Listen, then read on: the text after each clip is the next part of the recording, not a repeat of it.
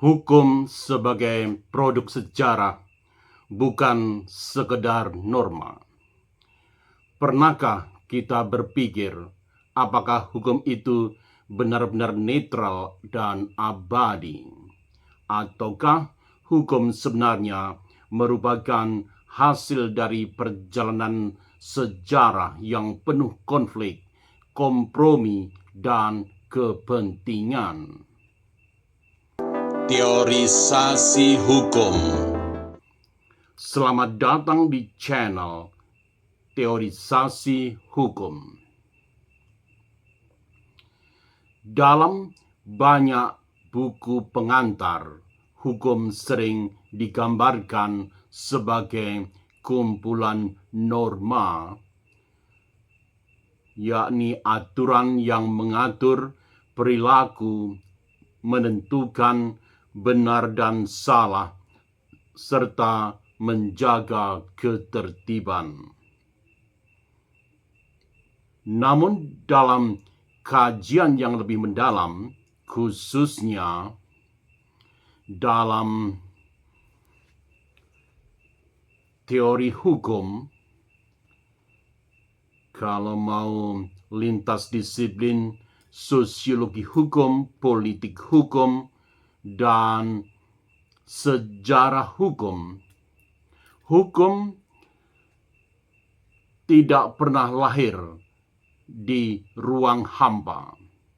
Hukum merupakan produk dinamika yang panjang. Hukum terbentuk dari konteks sosial, politik, ekonomi, bahkan konflik kekuasaan pada zamannya. Untuk keperluan tersebut, berikut ini disampaikan dalam beberapa bagian. Bagian pertama, hukum dan kekuasaan. Pemikir seperti Karl Marx melihat bahwa hukum sebagai refleksi dari struktur ekonomi dan kepentingan kelas dominan. Dalam perspektif ini, hukum bukan sekedar aturan netral, melainkan alat yang dapat mempertahankan relasi kekuasaan. Sementara itu, Max Weber menekankan bahwa hukum berkembang seiring dengan proses rasionalisasi masyarakat dari masyarakat tradisional menuju masyarakat dengan sistem yang lebih formal dan birokratis. Dalam konteks ini dapat diartikan bahwa bentuk hukum yang kita kenal hari ini merupakan hasil evolusi dinamika masyarakat, bukan sesuatu yang tiba-tiba sempurna. Bagian 2, hukum sebagai jejak peristiwa sejarah. Mari kita lihat contoh konkret.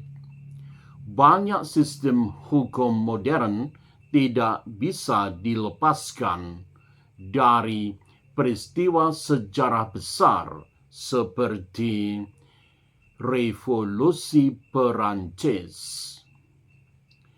Dari sana lahir prinsip-prinsip seperti misalnya kesetaraan di hadapan hukum, supremasi hukum, dan hak-hak warga negara. Begitu pula di Indonesia. Sistem hukum Indonesia merupakan hasil dari proses antara lain warisan kolonial hukum adat, serta perkembangan pasca kemerdekaan yang diproklamasikan melalui proklamasi kemerdekaan. Hukum nasional yang kita kenal hari ini merupakan hasil kompromi dinamika masyarakat, bukan konstruksi yang sepenuhnya baru. Bagian 3. Mengapa perspektif sejarah ini penting?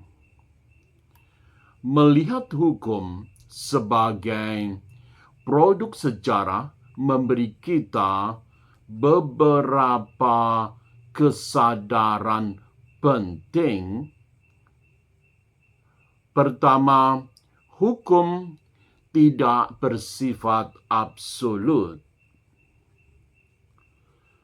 Hukum bisa berubah dan memang selalu berubah. Kedua, hukum tidak selalu adil, bahkan sejak awal. Banyak norma hukum lahir dari konteks yang tidak setara. Ketiga, memahami sejarah hukum membantu kita bersikap kritis, tidak sekedar menerima begitu saja hukum sebagai given, tetapi sebagai sesuatu yang bisa diperbaiki. Penutup sebagai refleksi. Jika hukum merupakan produk dinamika masyarakat dalam sejarahnya, maka kita bukan hanya subjek yang diatur oleh hukum. Kita juga merupakan bagian dari sejarah yang sedang membentuk hukum itu sendiri. Pertanyaannya, apakah kita akan menerima hukum apa adanya atau ikut berperan dalam membentuk hukum yang lebih adil di masa depan? Melalui channel teorisasi hukum ini, dengan memahami hukum berarti memahami dinamika sejarah umat manusia itu sendiri. Terima kasih.